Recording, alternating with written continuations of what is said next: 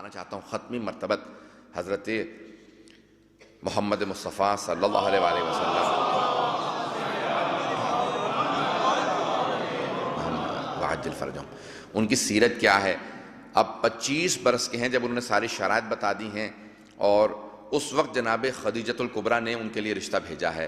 اگر بات آپ کے کل ذہن میں ہو تو جناب خدیجۃ الکبریٰ نے اپنی جو سہیلی تھی نفیسہ خاتون، ان سے کہا کہ جائیں ان کے چچا سے بات کریں، اور جب ان سے پوچھا بھی میسرہ نے کہ آپ کی شادی سے متعلق، آپ نے کہا کہ میں نے اپنے چچا کو حق دے رکھا ہے۔ عزیزانہ گرامی، کوئی اتنا بلند و بالا ہو کہ حبیب خدا اپنے رشتے کا حق انہیں دے دیں؟ کہا اس امر کے مختار میرے چچا ہیں، تو ان کے پاس رشتہ آیا۔ اب یہاں پہ کوئی یہ نہ سمجھے کہ جناب خدیجہ کا مقام کم ہے، پوری دنیا کے لوگ ان کے لیے رشتے بھیج رہے تھے، لیکن انہوں نے ہر رشتے کو رد کر دیا۔ کہا کہ نہیں، ہمیں کسی ایسے کا انتظار ہے جس کا اللہ نے ہم سے وعدہ کیا ہے۔ تو لیکن جب جیسے ہی جناب ختم مرتبت کا ان کو تعارف ہو گیا کہ یہ وہی ہیں جن کے ہم انتظار میں تھے، تو آپ نے خود رشتہ بھیجا۔ کیوں؟ تاکہ کبھی پیغمبر پہ حرف نہ آئے کہ جناب خدیجۃ الکبریٰ ملکۃ العرب تھی، تو پیسہ دیکھ کے ختم مرتبت میں رشتہ نہ بھیج دیا ہوگا کہ نہیں، آپ کو زحمت نہیں دیں گے، پیغمبر اسلام پہ کبھی حرف نہ آئے کہ دولت دیکھ کے رشتہ بھیجا تھا۔ اگر بات واضح ہو رہی ہو عزیزان گرامی، تو جناب خدیجۃ الکبریٰ نے فوراً اظہار فرمایا کہ یہ وہی ہیں جو ساری شرائط اب تک دیکھتے چلے آئے تھے۔ اگر جناب امام زمانہ کی والدہ ذہن میں ہوں کہ جن کو خواب میں جناب فاطمہ الزہرا سلام اللہ علیہا نے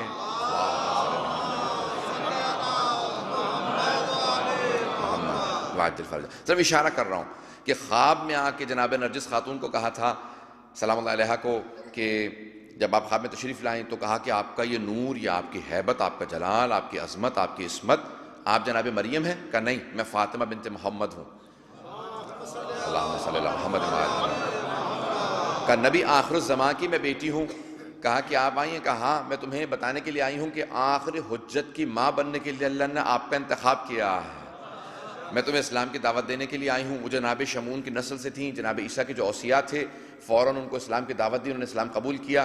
کہا کہ کیسے جاؤں گی؟ کہا کہ یہاں پہ کنیزوں کے جھرمٹ میں چلے جائیے گا، وہاں پہ میرا بیٹا علی نقی آپ کے انتظار میں ہوگا، اپنے بیٹے سے آپ کا عقد پڑھ دے گا۔ اب دیکھیے بی بی نے فوراً بتایا، وہ فوراً وہاں سے کنیزوں کے جھرمٹ میں چلی گئیں۔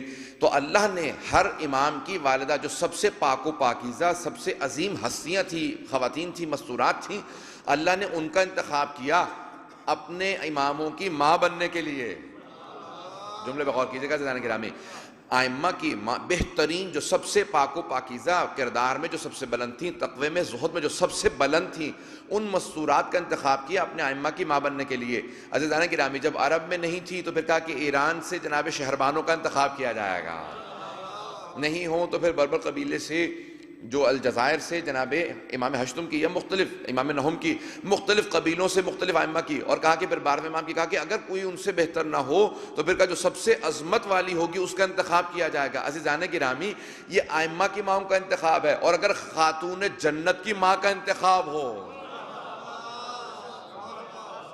اگر اب بات سمجھ میں آ گئی ہو، تو اب جس نے خاتون جنت کی ماں بننا ہو، جن کے لیے 11ویں امام نے فرمایا کہ نحنو حجج اللہ علی الخلق وجدتنا فاطمہ حجت اللہ علینا، ہم لوگوں پہ اللہ کی حجت ہیں، ہماری دادی زہرا ہم پہ اللہ کی حجت ہے۔ تو اب جو ائمہ علیہ السلام پہ اللہ کی حجت ہو، ان کی ماں بننے کے لیے اللہ نے کسی کا انتخاب کرنا ہو، اب تصور کیجئے کہ اس بی بی کی عظمت کیا ہوگی، وہ کتنی پاک و پاکیزہ بی بی ہوں گی۔ یہ جناب خدیجۃ الکبریٰ ہیں۔ تو اب عزیزان گرامی، اس لیے اتنا اہتمام تھا کہ جتنے رشتے آتے تھے جناب خدیجۃ الکبریٰ رد کر دیتی تھی، خبردار ہمارے لیے رشتہ کوئی نہ بھیجے۔ یہاں تک بہت سے لوگوں نے لکھا ہے کہ اکثر لوگ رشتے کی جرات ہی نہیں کرتے تھے، کہا کہ یہ اتنی پاک و پاکیزہ بی بی ہیں۔ عزیزان گرامی، اب میں ایک جملے سے آگے بات کو پیش نہیں کروں گا کیونکہ ختم مرتبہ سے متعلق مطالب کو پیش کرنا ہے۔ میں کیا پیش کروں اس بی بی سے متعلق کہ جس نے اپنی بہن کی بیٹیوں کو اس محبت سے پالا کہ دنیا کو آج تک شک ہے کہ ان کی تھیں یا بہنوں کی تھیں۔ عزیزان گرامی، جو بہنوں کی بیٹیوں کو اس محبت سے پالا کہ دنیا آج تک شک کر رہی ہے کہ نہیں بہنوں کی تھیں یا اپنی بیٹیوں کو اس طرح سے پالا جاتا ہے، عزیزان گرامی یہ جناب خدیجۃ الکبریٰ ہیں۔ تو اب جب جناب خدیجۃ الکبریٰ کا رشتہ جناب ابو طالب نے پیش کیا جناب ختم مرتبت سے، کہا کہ اے میرے بھتیجے، میں گواہی دیتا ہوں کہ یہ بی بی پاک و پاکیزہ ہیں اور ان کا رشتہ آپ کے لیے آیا ہے۔ آپ کیا فرماتے ہیں، آپ کی کیا فرمائش ہے، اس رشتے کو قبول کر لیا جائے؟ دیکھیں جب جناب ختمی مرتبت نے جناب ابو طالب کے ہاتھ میں دیا کہ چچا ہیں، تو جناب ابو طالب نے بھی اس عظمت کا لحاظ رکھا، کہا کہ چچا جان میری طرف سے آپ کو حق ہے، کہا کہ آپ کیا فرماتے ہیں، کہا کہ میری طرف سے اجازت ہے۔ اب عزیزان گرامی سب کے ذہنوں میں آ گیا ہوگا کہ خطبہ جناب ابو طالب نے پڑھا ہے، اور اس کا پہلا جملہ کہا ہے کہ الحمدللہ رب العالمین۔ اب مجھے نہیں معلوم کہ آپ وحی الہی کا مطالعہ فرما رہے تھے کہ جو پہلی آیت ہوگی الحمدللہ رب العالمین ہوگی، جس کی وجہ سے آپ نے جناب ختمی مرتبت کے عقد کا جو خطبہ دیا، اس کا پہلا جو کلمہ کہا وہ الحمدللہ رب العالمین کہا، یا نہیں اللہ کو اتنا پسند آیا جناب ابو طالب کا کہنا؟